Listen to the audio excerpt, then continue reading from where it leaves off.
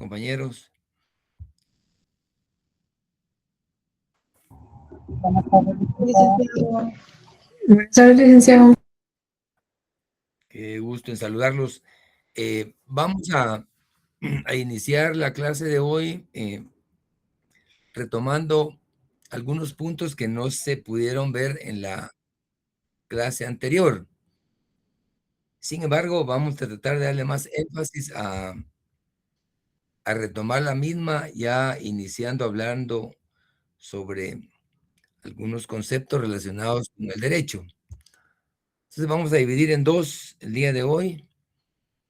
Lo primero es retomar algunos aspectos importantes de algunos filósofos, siempre haciendo un breve recorrido histórico de algunos de ellos para entrar al tema del derecho, que ahí tenemos muchísimo material a futuro, ¿verdad? Espero todos estén bien. Dentro de los personajes que no abordamos, está la figura del filósofo René Descartes. Es un filósofo muy importante por varias razones. Una de ellas es porque este autor es considerado como el iniciador de la filosofía moderna. Así, al grado que planteó la duda metódica como mecanismo para conocer. Él decía poner en suspenso todo lo que aparentemente se sabe. Y cuando se refería a eso, decía absolutamente todo. Al llevar el método al extremo, se encontró que incluso podía dudar hasta de su propia existencia. Es decir, cuando la duda es total, en algún momento puede uno dudar de absolutamente todo, ¿verdad? Y de ahí surgió la esencia del racionalismo, ya poner en juego la razón. Él decía que todo lo aparente se sabe, pero él mismo dudó de su propia existencia en algún momento, ¿verdad? Este fue el filósofo que acuñó aquella frase de que, esa sí la hemos escuchado por muchísimos años, que dice, pienso, luego existo. Esa es una digamos, de las frases acuñadas por Descartes. Sin embargo, es una teoría que para muchos tampoco es plenamente válida, porque cuando uno dice pienso, luego existo, se está refiriendo a que uno razona, a que hay elementos para tener certeza de que uno existe. Sin embargo, cabría aquí la inquietud. ¿Qué sucede si alguna persona X, ya sea por cuestiones genéticas o por cuestiones en sí biológicas o de nacimiento, nace con ciertas limitantes? Por ejemplo, no tener un buen razonamiento, no hacer uso de la lógica, tener, digamos, algunas particularidades que lo hacen especial, ¿verdad? ¿Qué pasaría, digamos, si aplicamos la filosofía de Descartes de decir, pienso, luego existo? Esa persona hipotética que les menciono, ¿existe o no existe?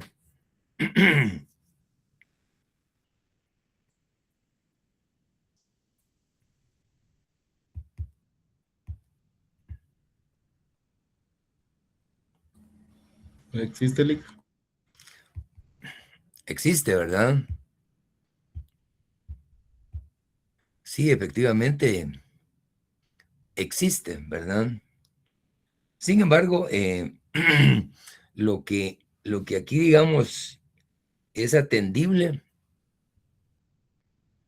es justamente la aplicación de la razón, ¿verdad? El uso de la razón, así como la necesidad metódica, que para conocer algo hay que dudar.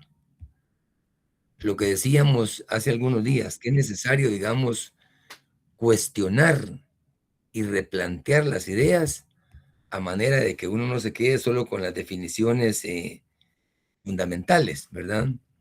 Porque a veces uno asimila o asume una serie de cosas como válidas sin serlas. Entonces, esa es parte de la esencia de la filosofía, digamos, el entrar a la discusión y hacer valer los puntos de vista haciendo uso de la razón. No oponerse por oponerse, sino simplemente tratar de ser lo más lógico posible y aplicar al máximo el sentido común. Siempre en ese recorrido vamos a encontrar en cualquier texto eh, de dichos filósofos a la figura de Locke. Locke es un filósofo inglés que data de 1632 a 1704. Él tenía una particularidad muy especial, John Locke. Él decía, pensaba que las ideas solo son reflejo de lo que hemos visto y oído. Imagínense pensar así, que las ideas son reflejo de lo que hemos visto y oído. Fuera de lo que hemos visto y oído, no existe. O sea, él pensaba así, ¿verdad? Opinaba que al nacer nuestro pensamiento es como un pizarrón. A partir de lo que percibimos, decía él, directamente por los sentidos surge lo que él llamó ideas simples. Y en parte tiene razón, porque si analizamos, digamos, a un pequeño o a una pequeña, un niño, un bebé, en fin, está la ingenuidad pura, ¿verdad? Entonces, dependiendo la formación, va a ir asimilando y va a ir generando sus propias ideas, al extremo que si no tiene una formación adecuada desde el principio, va a ignorar muchas cosas. Y de hecho eso lo planteamos en la vida, ¿verdad? Por ejemplo, si nosotros vivimos en un lugar totalmente aislado, en donde no haya mayores avances, nuestras necesidades las vamos a ir resolviendo, no solo en forma empírica, sino que de acuerdo a la capacidad del lugar en el que nos encontremos. Sin embargo, en la medida en que vayamos conociendo las cosas, van surgiendo las inquietudes. Por ejemplo, en el caso de los niños actuales, como yo no sé si en el vientre o no de la madre, pero pareciera que ya vienen con su teléfono en la mano los pequeños, ¿verdad? Entonces, desde muy pequeñitos los actuales niñitos ya empiezan a hacer uso de la tecnología a través del teléfono, ¿verdad? ¿Qué implica eso? Que para un niño actual, cuando tenga 8 años, para él es lo más normal contar con un teléfono, ¿verdad? O con una, eh, tal vez laptop no, pero sí con una tablet, con algún mecanismo, digamos, tecnológico que le permita jugar, por ejemplo. Entonces, esa es la diferencia. Y en ese sentido, no deja de tener razón John Locke, porque el pensamiento al nacer está liberado para captar, para asimilar. Yo hace una hora más o menos me enviaron un mensajito que me llamó la atención y sí vi el TikTok, pero me pareció de lo más hermoso del mundo ver a una niña aproximadamente de, creo que si tiene 4 años es mucho, pero de repente ustedes accesan a ese TikTok y se van a dar cuenta que tierno, porque se enfrenta ella frente a dos músicos que tienen un violín cada uno y le preguntan qué melodía desea compartir en inglés. Dice ella, a mi manera, en inglés, y se pone ella frente a un piano.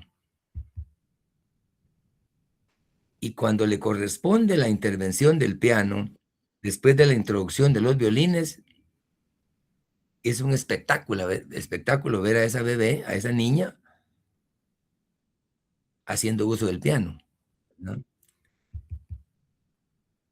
Si ustedes comparan a esa niña con otra niña de 4 años que nunca ha visto un piano, es obvio que no tiene idea para qué sirve ese piano, ¿verdad? Así es que lo importante es que este tipo de teorías nos orientan y nos dan elementos comparativos para aplicarlos a casos concretos, ¿no?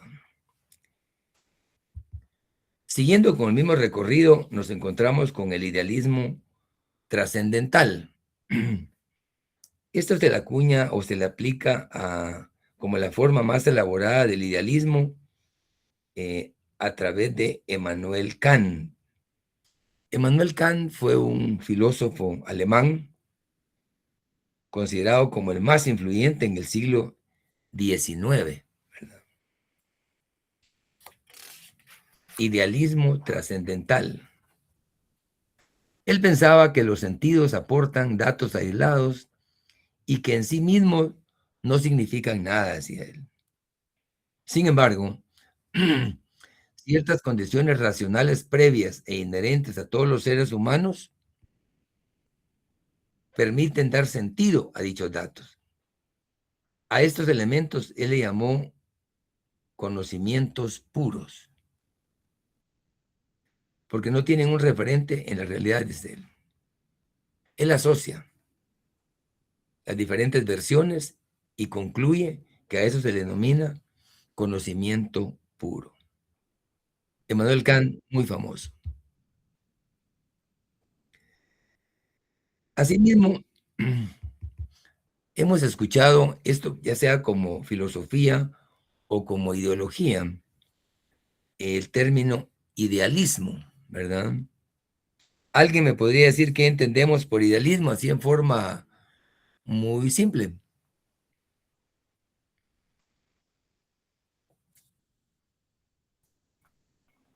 ¿Podría ser dar a conocer la realidad, licenciado? La realidad, pero ¿bajo qué forma? ¿La realidad que pensamos o la realidad que miramos? La que pensamos. La que pensamos, ¿verdad? Sí, inicialmente va orientado hacia eso. El idealismo, según digamos, esta versión, en términos muy sencillos nos dice lo que el idealismo plantea para conocer la realidad es más importante y activo el papel del cerebro humano que lo que la materia sea en sí misma. O sea, lo que pensamos, lo que añoramos. Hay una radio actual en Guatemala que se denomina Radio Punto. Radio Punto tiene un programa de lunes a viernes de 10 a 12 que se llama Con Sentido Humano. Y el eslogan de ellos es, lo que pensamos o lo que sentimos, lo podemos realizar, dicen ellos, ¿no? Ese es un enfoque idealista. Por ejemplo, dice, es común escuchar que no importa tan negativas sean las circunstancias, cada persona puede superar con dedicación y voluntad esa condición, ¿verdad? A eso se refiere cuando uno dice, o le dicen a uno, está soñando, vos, le dicen, sos idealista, ¿verdad? Sin embargo, no puede uno, digamos, desconocer que depende de uno. Hay cosas que si uno las define, y se somete a un proceso concienzudo, disciplinado y definido y planificado, y se puede lograr. Por ejemplo, digamos un joven que tenga un salario relativamente aceptable o con algún monto, digamos, significativo, puede decir, bueno, yo puedo dedicar tanta cantidad a ahorrarla mensualmente y en tanto tiempo puedo, por lo menos, enganchar un vehículo y después lo sigo pagando. Tal vez para algunos compañeros podría ser que, que sea un idealista y que no lo va a lograr.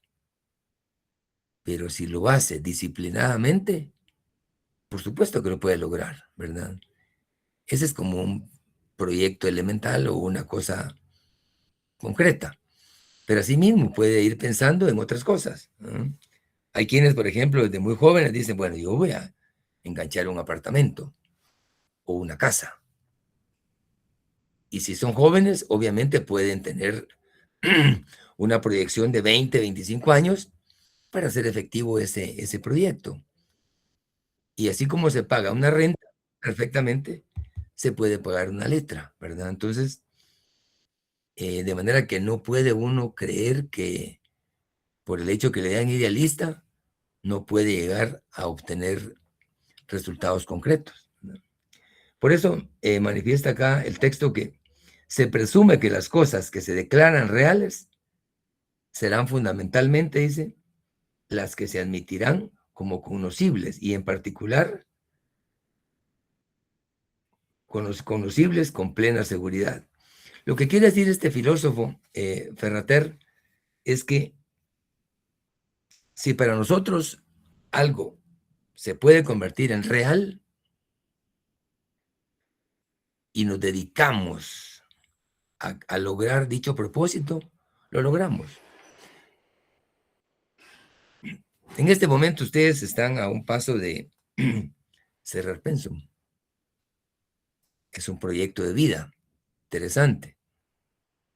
Se dedican a estudiar, a prepararse y lo van a lograr.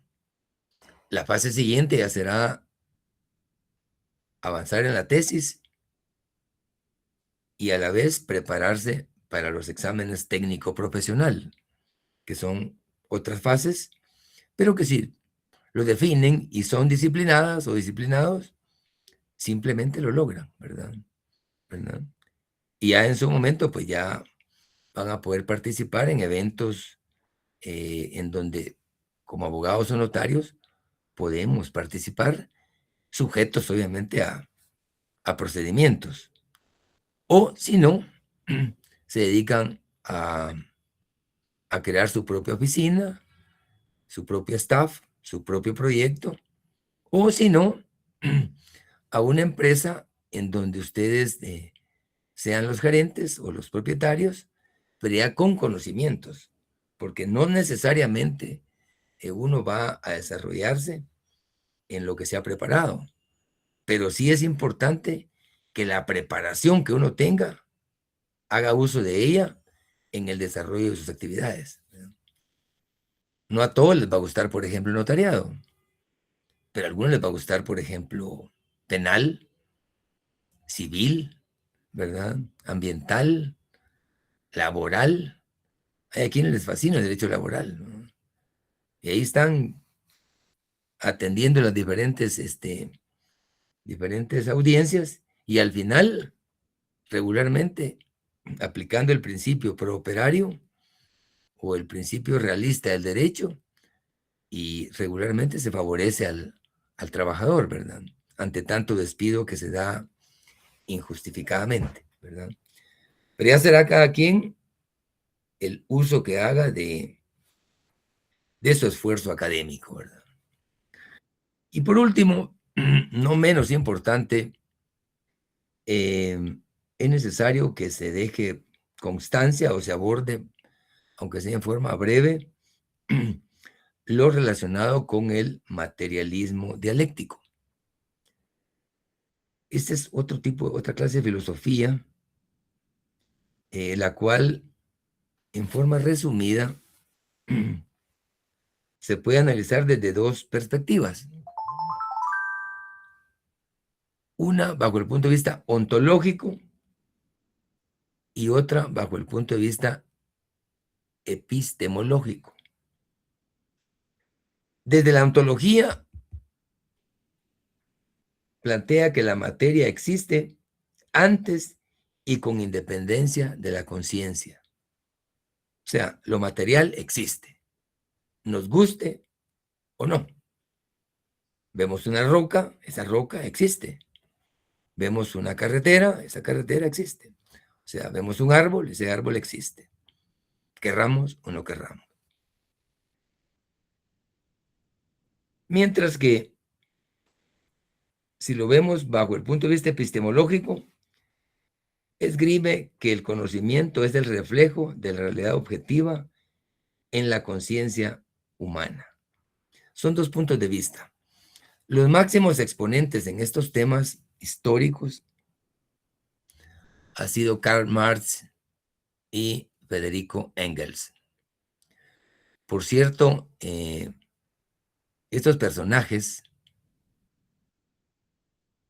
si de algo se pudieron, digamos, enorgullecer, fue del nivel de amistad que tenían, ¿verdad? Y es un fenómeno muy curioso, fíjense, porque Karl Marx fue un científico que analizó a fondo el socialismo y él creyó que se podía llegar a la etapa del comunismo, ¿verdad? Fue un científico social.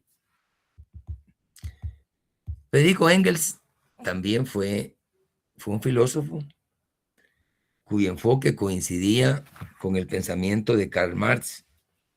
Sin embargo, Federico Engels era un empresario, era un hombre acaudalado, ¿verdad?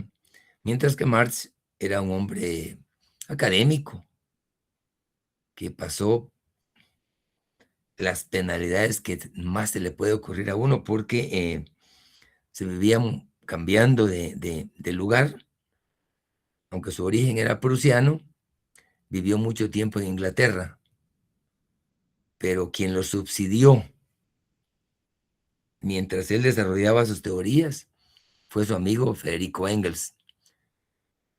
Si ustedes leen El Capital, o tal vez El Capital es muy extenso, es demasiado, ese es el que leyó los tomos del Capital es impresionante. Pero leer, por ejemplo, El Prusiano Rojo, les da una visión de la capacidad que tuvo Karl Marx, ¿verdad? Muchas cosas que él planteaba dieron el origen a muchos temas, ¿verdad? Revolucionarios. Sin embargo, al final no se lograron determinados propósitos porque la mentalidad de ellos era que llegara a una sociedad sin clases. Él utilizó el método dialéctico, el mismo método utilizado por Platón, ¿verdad? Entonces Platón fue en alguna medida, incidió, ¿verdad? En el tema, pero el objetivo final era el comunismo, llegar a una sociedad sin clases. Sin embargo, en la práctica es importante que no nos perdamos porque el socialismo es una fase previa al comunismo, ¿verdad? Y en algunos países derivado de revoluciones, sí se llegó a regímenes socialistas, como por ejemplo el que todavía existe es Cuba. No comunista, pero sí es un régimen socialista. Otro régimen que traía esa tendencia y que en este momento está en una fase muy compleja es Venezuela. Ellos le llamaron el socialismo del siglo XXI, ¿verdad? Mientras que Cuba mantiene su esquema. Sin embargo, sin que uno, digamos, pretenda despotricar contra ciertas corrientes, una cosa es lo teórico y otra cosa es lo práctico. Incluso tomando en cuenta que el máximo exponente en dichas teorías, en su momento tratándolas de aplicar, fue Rusia, ¿verdad? Rusia que ha sido tan enorme, digamos, históricamente, siempre la actual Rusia es un país gigante, pero la Rusia, digamos, que involucraba todo el este de Europa, llegó un momento a ser enorme, ¿verdad? Y lo que pretendían, obviamente, es arribar al comunismo y, de hecho, incluso exportar revoluciones. De esa cuenta, Rusia ha subsidiado por mucho tiempo a Cuba en muchos temas y en algún momento con Venezuela o un poco con Nicaragua, ¿verdad? Y con otros países, ¿verdad? Actualmente, los países que todavía manejan en alguna medida ciertos conceptos en ese sentido es Rusia, Corea del Norte fundamentalmente, ¿verdad? Ustedes saben que Corea está dividida entre Corea del Norte y Corea del Sur. Corea del Norte es con tendencia comunista, un país centralizado, centralista, mientras que Corea del Sur es pro-occidente, es un país desarrollado. Dividen la isla, pero son países totalmente distintos. Sin embargo, cada uno de ellos tiene su fortaleza, porque en el caso de Corea del Norte resulta ser peligrosísimo para el mundo por el tema del abordaje de la energía atómica, ¿verdad? Pero a lo que me quiero referir concretamente es que en el concepto o bajo el concepto de Karl Marx y Engels, Rusia fue uno de los que trató de hacer efectiva esas teorías. De hecho, la gran Unión Soviética, o sea, los países socialistas, eh, por muchas décadas, trataron de darle vigencia a dichas teorías, ¿verdad? Sin embargo, con el tiempo se fueron desplomando poco a poco ese tipo de teorías. De hecho, ustedes se recuerdan al presidente ruso que creó la perestroika. ¿Alguien se recuerda de algo? ¿Ha leído algo al respecto?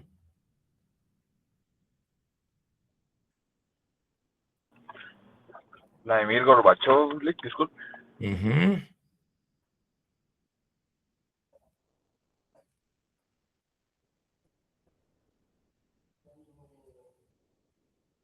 ¿Qué creen ustedes que significa o que pretendía la perestroika a través de Gorbachov? Estamos hablando del materialismo dialéctico y asociando un poco lo que pretendía Karl Marx y Federico Engels, que por supuesto crearon muchas teorías científicas y se habló mucho de la explotación del hombre por el hombre, se habló en economía. Ustedes se recuerdan cuando uno ve la clase de economía, surgen aspectos como la escasez, aspectos como la plusvalía, la necesidad, de tal manera que economía es bien interesante, ¿verdad? Y que tiene mucha relación con estos personajes, ¿verdad? Pero con el objeto de tener solo por lo menos una aproximación a los personajes, efectivamente, cuando hablamos o cuando escuchen ustedes, por ejemplo, conceptos de perestroika, se refiere a la reforma política que implementó Gorbachov. Siendo presidente de Rusia, empezaron a deslindarse y a liberarse de las repúblicas soviéticas. Y de esa cuenta, tanto a través de la perestroika y el glasnost, que fue otro concepto que acuñó Gorbachov, que fue la reforma económica, ¿verdad?, de Rusia.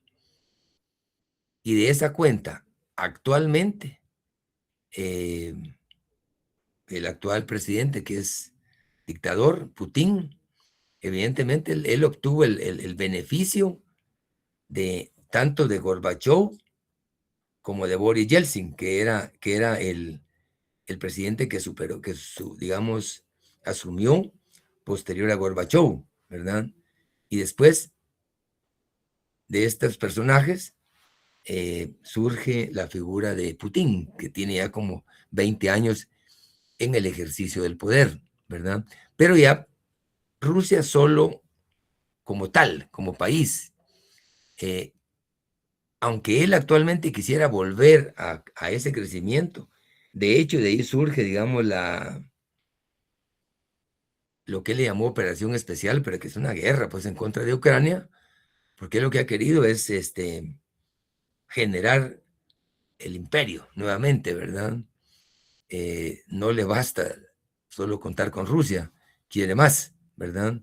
Pero lo importante es, digamos, tomar en cuenta que la pretensión del materialismo dialéctico era sumar las fases de tal manera que del socialismo se llegara al comunismo, que no es más que una sociedad sin clases, en donde todo el mundo se supone que es igual. Situación que en la práctica no fue así. De hecho, prácticamente la historia demostró que el comunismo no tiene, digamos, los resultados de lo que pretendían los literatos o los que creían en ese tipo de ideología o de procesos. Incluso el mismo socialismo ha sido cuestionado. Aunque ustedes me dirán, bueno, pero también el capitalismo. El capitalismo también ha sido cuestionado, efectivamente. Sin embargo, el capitalismo sigue vigente con sus diferentes matices, mientras que el comunismo definitivamente son corrientes que está demostrado que no logran el objetivo, aunque aparentemente sea sano, ¿verdad? Así es que básicamente nos quedamos con algunas ideas sueltas en ese sentido. El propósito es, digamos, incentivarlos a que tengan los elementos básicos y oportunamente, pues, si desean, digamos, ampliar la información al respecto, pues el tema ahí está aperturado. Lo importante es, digamos, tener esa pasión, esa decisión de profundizar en los temas. Ortega y Gasset, un gran filósofo español, un gran docente, un ejemplo del liberalismo, del liberalista, decía él que no es suficiente la cátedra dejando conceptos o definiciones. Es necesario, decía él, que el estudiante profundice, cuestione y trate de ir más allá del mensaje o lo que se queda en el aula. Y si ustedes estudian, aunque sea en breve, a José Ortega y Gasset, es un literato que que impresiona el uso del lenguaje y la capacidad que tuvo de dejar una serie de preceptos que no solo siguen vigentes, sino que actualísimos, ¿verdad? Al extremo que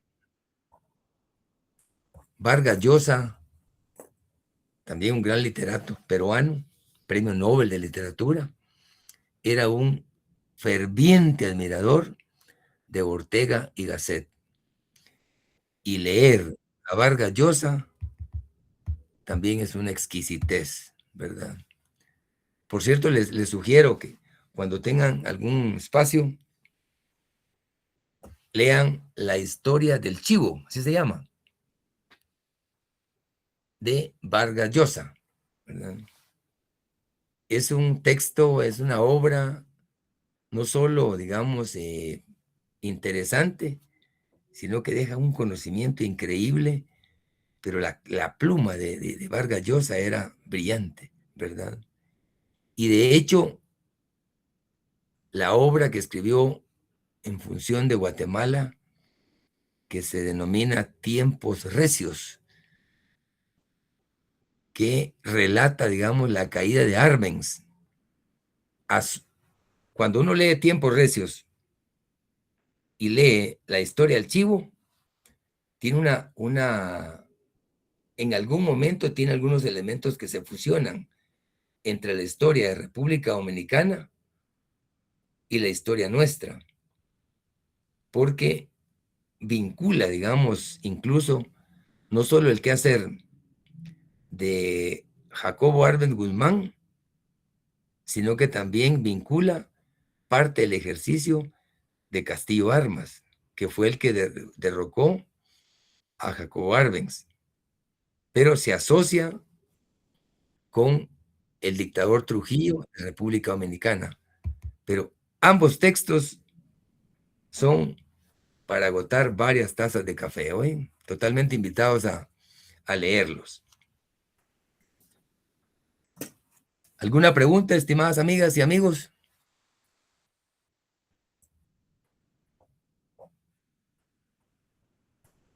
No, licenciado, gracias. Muchas gracias. Bien, entonces la segunda área o la segunda fase de la clase de hoy, vamos a iniciar algunos aspectos ya relacionados directamente con el derecho, porque obviamente es el fondo, digamos, de la clase, ¿verdad?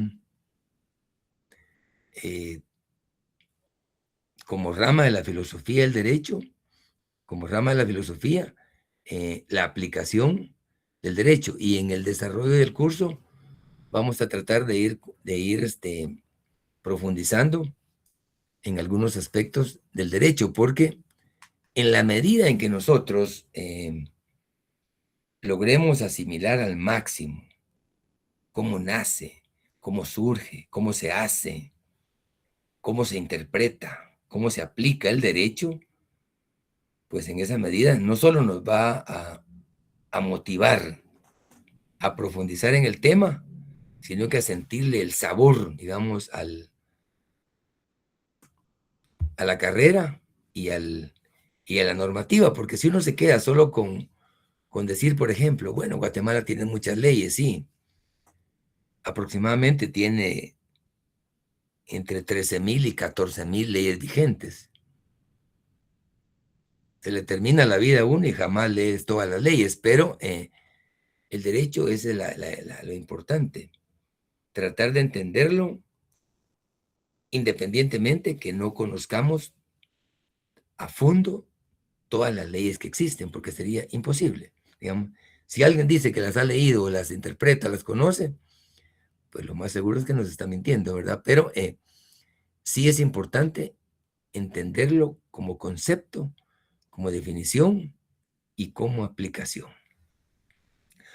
Así es que vamos a empezar abordando el tema con una breve historia, ¿verdad? No pretendo, digamos, hacer ningún cuestionamiento, pero ¿alguien ha leído la novela de Daniel Defoe, Esta novela trata de la vida y aventuras de Robinson Crusoe. ¿En algún momento lo han escuchado? ¿En alguna conferencia o alguien hizo algún comentario? Yo no, licenciado. No, ¿verdad? No, licenciado. No le Sí, sí es un tema, digamos, aunque es una novela, digamos, sudamericana, resulta una novela clásica. Pero lo interesante es la enseñanza que nos deja dicha novela, ¿verdad? ¿En qué consiste, digamos, a grandes rasgos la novela? Sucede que el protagonista de esta novela se denomina Robinson. Sucede que el desarrollo se da en una isla sudamericana. Hay un naufragio y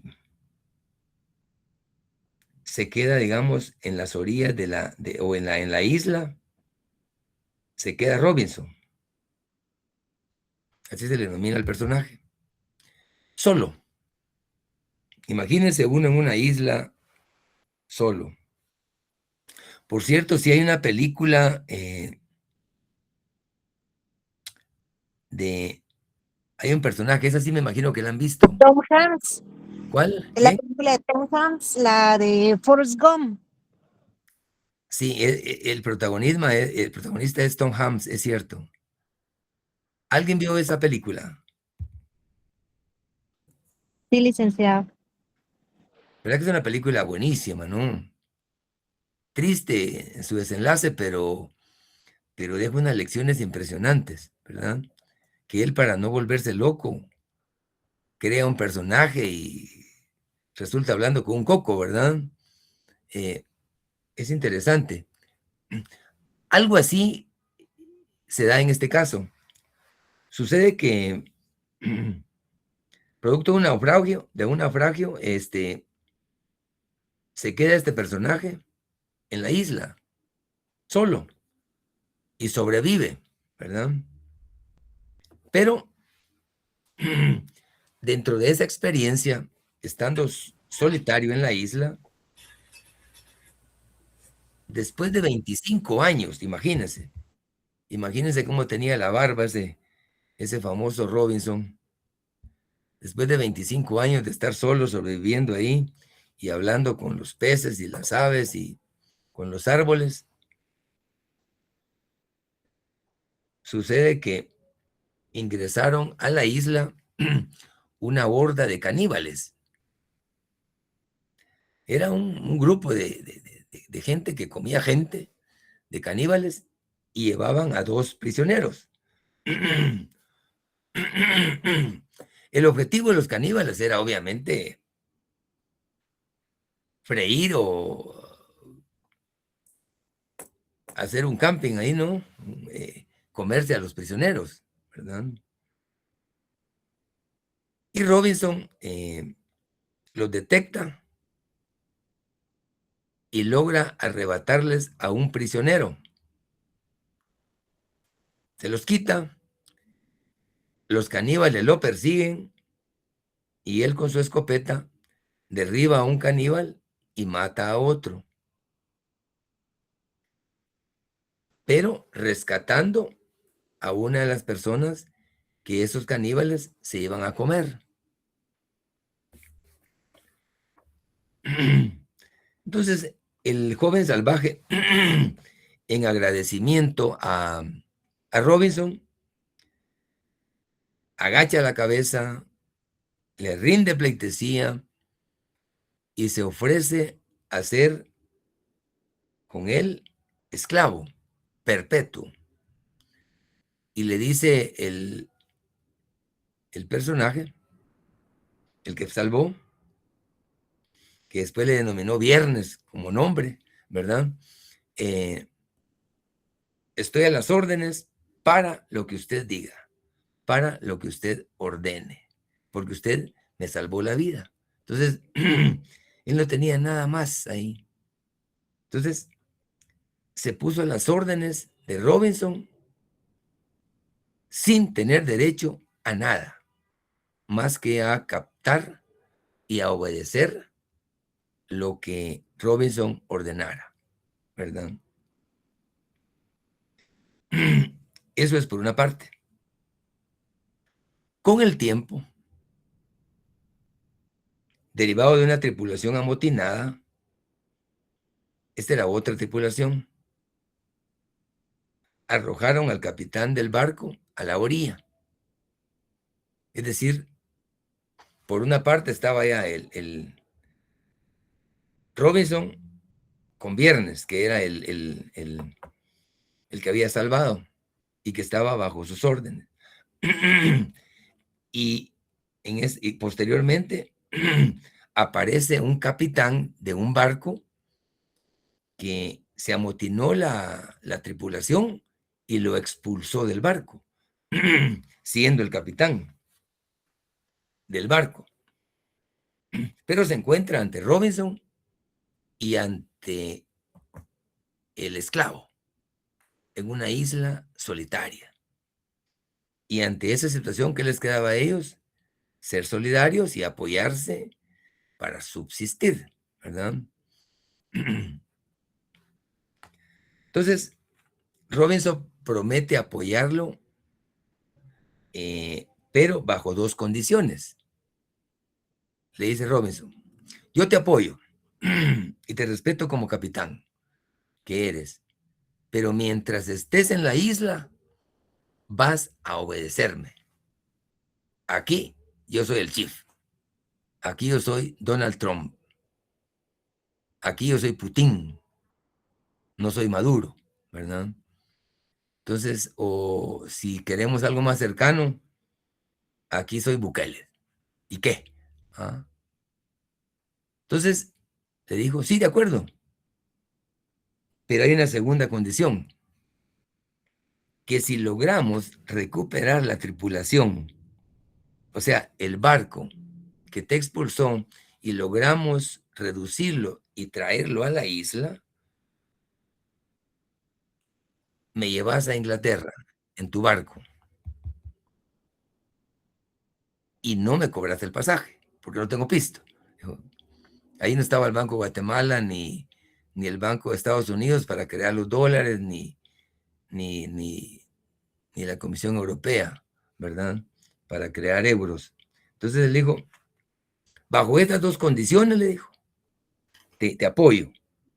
Y el capitán le dijo, de acuerdo, de acuerdo. Obedezco tus órdenes durante estemos acá. Y cuando recuperemos el barco, retornamos a Inglaterra, que es mi país, y de acuerdo, no te cobro el pasaje. Conclusión.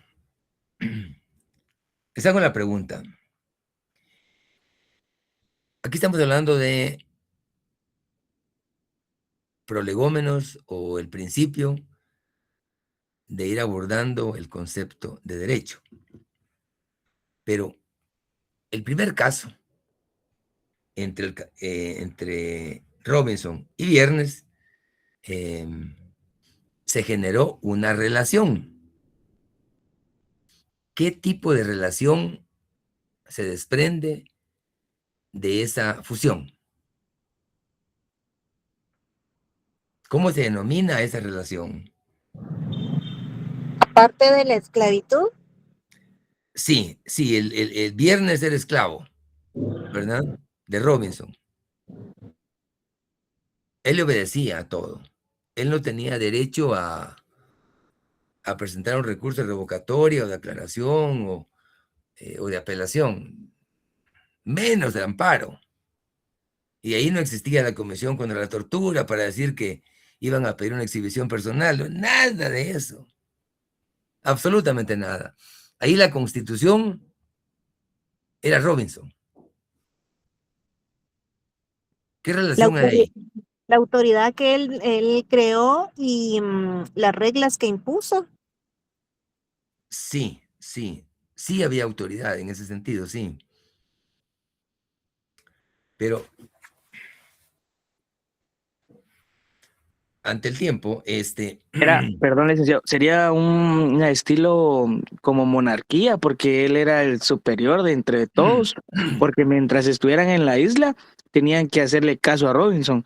Ya si recuperaban el barco, era que pues, iba a ya no estar bajo el mando de Robinson los demás, sino que ya iban a estar bajo el mando del capitán. Entonces, era como una monarquía de que tenían que acatar las órdenes y las reglas que Robinson había impuesto dentro de la sociedad que era la isla.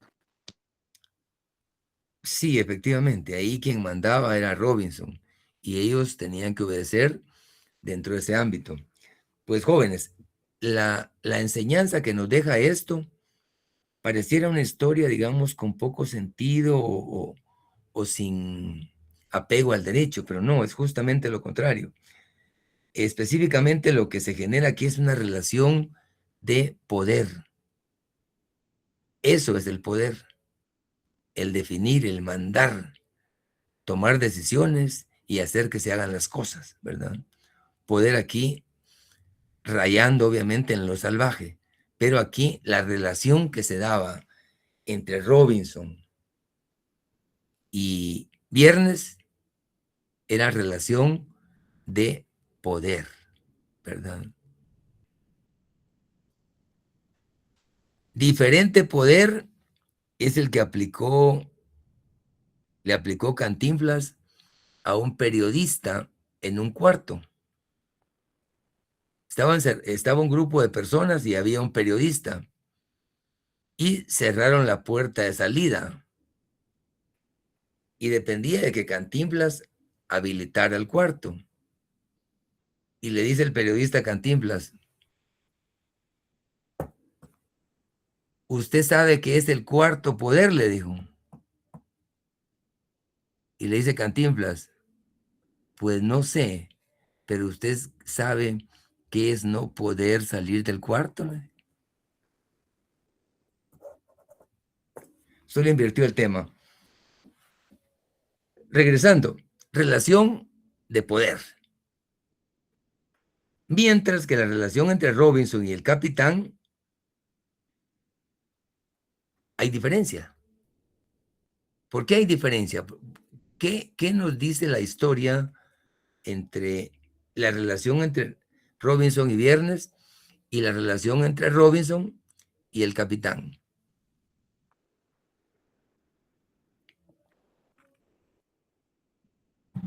Que ahí ya era una relación como de ganar-ganar. Él le iba a permitir supuestamente recuperar el barco, pero a cambio le tenía que llevar a Inglaterra sin cobrarle absolutamente nada. Entonces, él iba a recuperar su poder como capitán, ¿verdad? Sí, efectivamente. Mire, aquí lo importante es que se da una especie de relación contractual. Cuando uno define brevemente qué es un contrato, no es más que es un negocio jurídico, una relación entre pares o entre dos o más personas, en donde cada uno fija sus condiciones y al final las acepta. Aquí habían dos condiciones contractuales. Una que era la A, someterse al poder de Robinson, de parte del capitán. Y la cláusula segunda, por hacer una símil con un contrato, era de que al recuperar el barco, tal como dice la compañera, se comprometía él zarpar rumbo a Inglaterra sin cobrarle el pasaje. Entonces había una especie de contrato. En consecuencia, la relación que se da entre Robinson y el capitán, a esto le denominamos relación de derecho. Esa es la diferencia.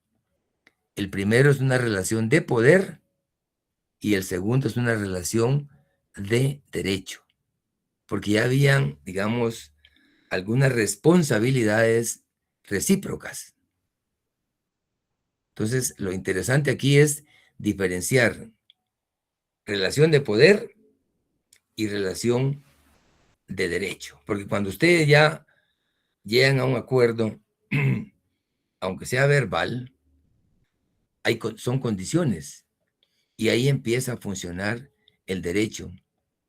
Por eso es que da tanta tristeza y a veces nostalgia cuando el mismo derecho internacional ha avanzado tanto y en algún momento uno siente que se retrocede. Entonces, esa es parte de la historia de lo que está pasando, pero lo interesante y lo que no permite, digamos, desmotivarse es conocerlo y saber, digamos, cómo surge y cómo se aplica. En este caso, lo interesante de la historia es de esta novela clásica que se llama Vida y Aventura de Robinson Crusoe, es que desprendemos de ambas historias una relación de poder y una relación de derecho.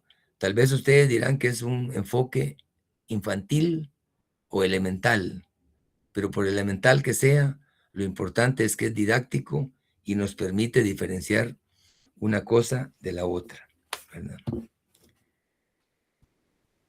Y para ir avanzando siempre en el marco del poder,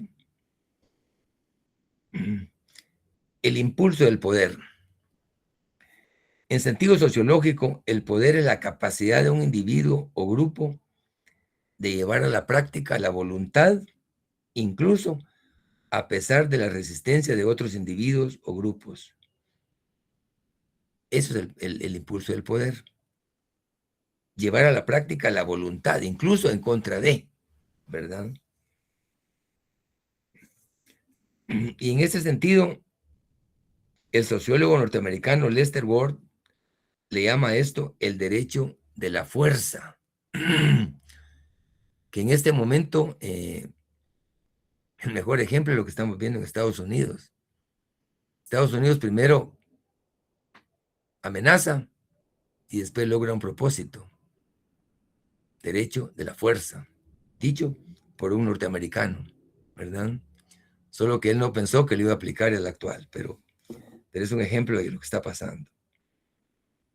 En condiciones normales, las fuerzas psicológicas y sociales, decía, hacen que los más débiles se sometan a los más fuertes. ¿Será esto ironía o casualidad? ¿Qué dicen ustedes? En condiciones normales, las fuerzas psicológicas y sociales, decía, hacen que los más débiles se sometan a los más fuertes. Dicho por Lester Ward, derecho de la fuerza. Cualquier coincidencia, pura casualidad, ¿verdad?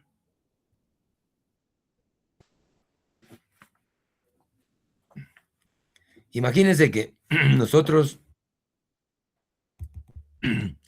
que tenemos afortunadamente una constitución vigente,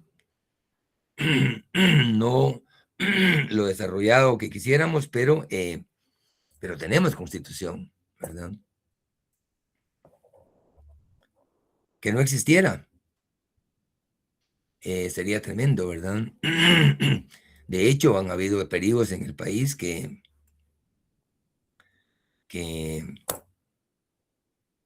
los regímenes han sido muy fuertes, mientras que cuando hay una constitución, obviamente es la máxima norma, ¿verdad? Y las demás leyes se desprenden de ella y tienen que acatarse, ¿verdad? Eso es lo importante del derecho, ¿verdad? Y para eso, la división de poderes. ¿Por qué? Porque eso equilibra, genera equilibrio, el equilibrio del poder, ¿verdad? Ojalá que podamos ver esta semana un buen ejemplo de la aplicación del derecho. y del equilibrio de poderes. Nosotros como gremio tenemos la oportunidad de elegir a un representante de la asamblea, del colegio de abogados, ¿verdad? Ojalá tengamos la sapiencia de elegir al más idóneo, ¿verdad? Para que nos represente en la Corte de Constitucionalidad, ¿verdad? Es un buen ejercicio en la aplicación del derecho a elegir, ¿verdad? Ojalá tengamos la sapiencia, aunque se dio el fenómeno que hablamos en algún momento de la limitante de no permitirle a los colegiados afines que emitieran el voto. Es un tema bien interesante porque después de 40 años que elegían, hoy ya no pueden elegir, porque el amparo fue, es decir, el amparo provisional fue prácticamente admitido, consolidado, y no fue posible revertirlo, ¿verdad? Y en consecuencia, la sentencia que en su momento se dé va a ser conteste, ¿verdad? Así es que las ciencias afines no podrán votar por un candidato ante la CC en el futuro, ¿verdad? Con lo que pasó la semana anterior, ¿verdad? Será la historia la que juzgue, y eso les va a obligar a que tienen que crear su propio colegio, ¿verdad?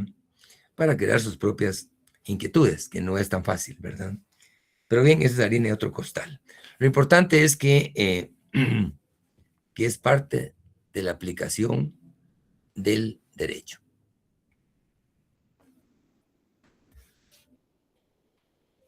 No sé si hay alguna pregunta en este sentido.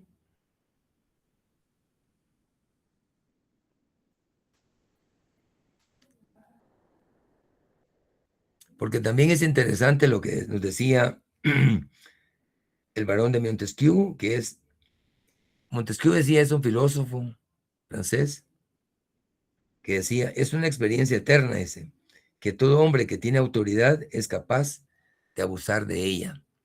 Son frases que quedaron en la historia y que siguen vigentes, ¿verdad? El hombre que tiene poderes es capaz de abusar de él, ¿verdad? Otros dicen, si no se abusa del poder, ¿para qué es el poder? ¿Verdad? En el sentido mal aplicado, ¿verdad? Para eso es importante los pesos y los contrapesos. Que cada órgano tenga lo suyo, pero que evite a la vez que el otro órgano pretenda excederse, ¿verdad? De su función.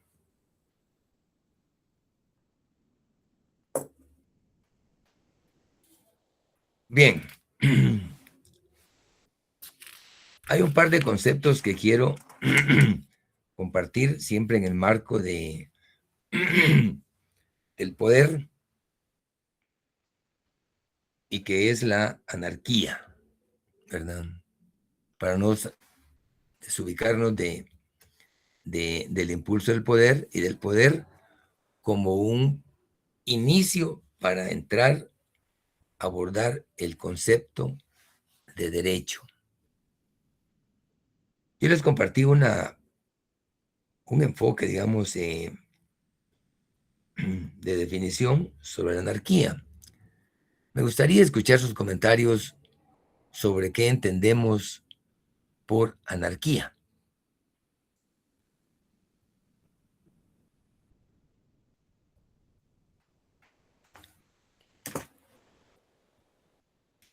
¿Quién nos puede ilustrar sobre la anarquía?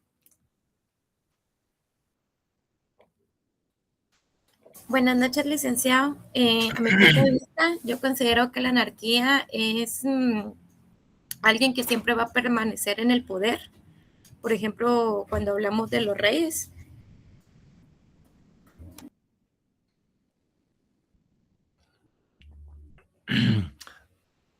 Vamos a detenernos ahí. Se dice que cuando alguien se mantiene en el poder. Sí, Ejemplo, y ese poder reyes. pasa solo cuando son familia. Familias. Lick, es cuando Ana.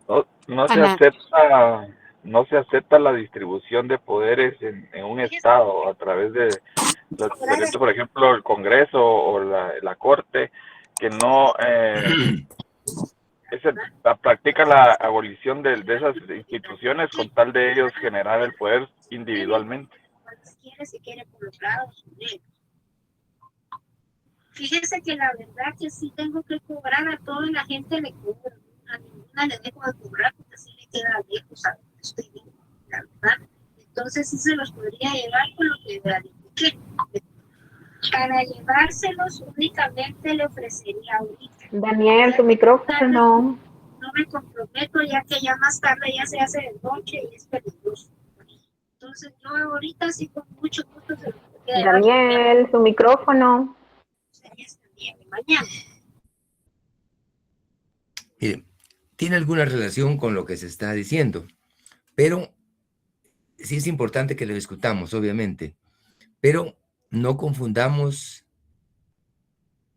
Cuando hablamos, por ejemplo, de monarquía o de una familia que mantenga el poder, o hablamos de que no se acepta la división de poderes, sí estamos hablando de algunos aspectos que tienen que ver con el poder, obviamente, y con lo que no es derecho, ¿verdad? Pero en forma más específica, cuando hablamos de anarquía, significa una situación en la que se da que todos los miembros de la comunidad, se les da a todos los miembros un poder ilimitado. Donde impera la anarquía, no hay reglas colectivas que todo individuo esté obligado a reconocer y a obedecer. La anarquía no es más que la inexistencia de reglas en donde todo el mundo pretenda mandar. Lo podemos ver en la forma más elemental, en una familia. Si el padre de familia no genera directrices claras o la madre le contradice, lo más seguro es que los hijos a ambos no les van a creer y van a crear un ambiente anárquico porque nadie manda. Si esto lo trasladamos en el mismo caso concreto, si el papá es abusivo o es dictatorial, ya aplicamos no anarquía, porque van a haber reglas, pero tampoco son las más sanas. Si la madre se impone, pues vamos a caer en un matriarcado, ¿verdad? Pero en concreto, la anarquía es la inexistencia de reglas en donde todo el mundo quiere mandar, digamos. Por ejemplo, usted está en una reunión y todo el mundo pretende hacer uso de la palabra a la vez. ¿Qué pasaría ahí? Que no se entiende, ¿verdad? Si, por ejemplo, hay una comunidad o digamos una colonia que solo tiene un acceso, pero hay personas que llegan y colocan túmulos, piedras, palos y una serie de cosas, y la gente ya no puede ingresar y no hay quien ponga orden, quien ponga reglas y quien facilite una vida civilizada, se vuelve anárquico, ¿verdad? Entonces la anarquía es la ausencia de reglas, la ausencia del derecho, porque todo el mundo quiere hacer lo que le conviene o le interesa. Por eso cuando decimos este gobierno o X gobierno es anárquico, porque nadie manda, ¿verdad? Todo el mundo quiere mandar. Entonces, eso se llama anarquía. Y lo que la compañera manifestó al principio, o el compañero, perdón, que habló de monarquía o de una familia que controle, a ese concepto le vamos a denominar despotismo. Despotismo. Diferenciemos qué es anarquía y qué es despotismo. El despotismo es una forma de gobierno en la que un hombre goza de un poder ilimitado sobre los súbditos a los que rige o los que dependen de él. Esa es la diferencia. Que en la anarquía todo el mundo quiere mandar y al final nadie manda. Por eso se dice que las cosas a veces del Estado no son de nadie, ¿verdad? Porque todo el mundo quiere hacer lo que se le ocurre. Mientras que el despotismo es el poder ilimitado que se le da a una persona o a un grupo y todos los demás obedecen. Y esto se puede ver, digamos, en algún momento en temas, enfoques monárquicos, ¿verdad? Porque es cierto, hay orden, pero hay miedo, hay temor, ¿verdad?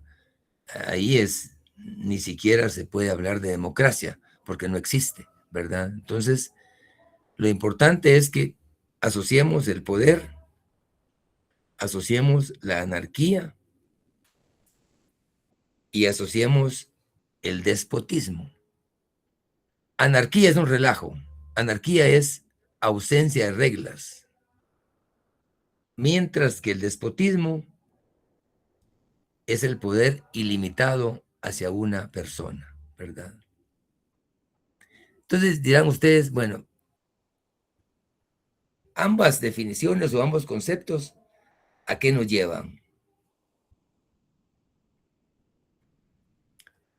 ¿Saben qué pregunta podemos hacernos acá? Y lo vamos a dejar ahí porque yo sé que tienen otra clase y todo es importante, ¿verdad?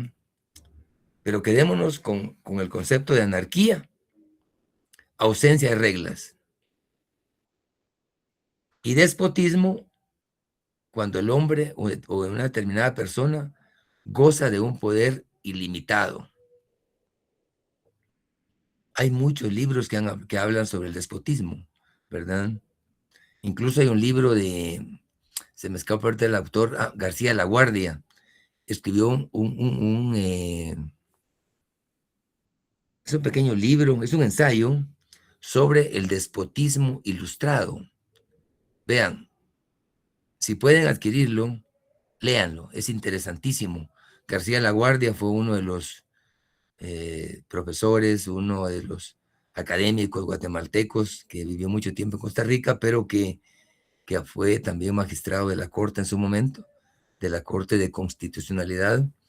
Nos dejó muchos ensayos de primer orden. Era un ilustre guatemalteco que nos dejó mucho. Escribió un ensayo que se denomina El despotismo ilustrado.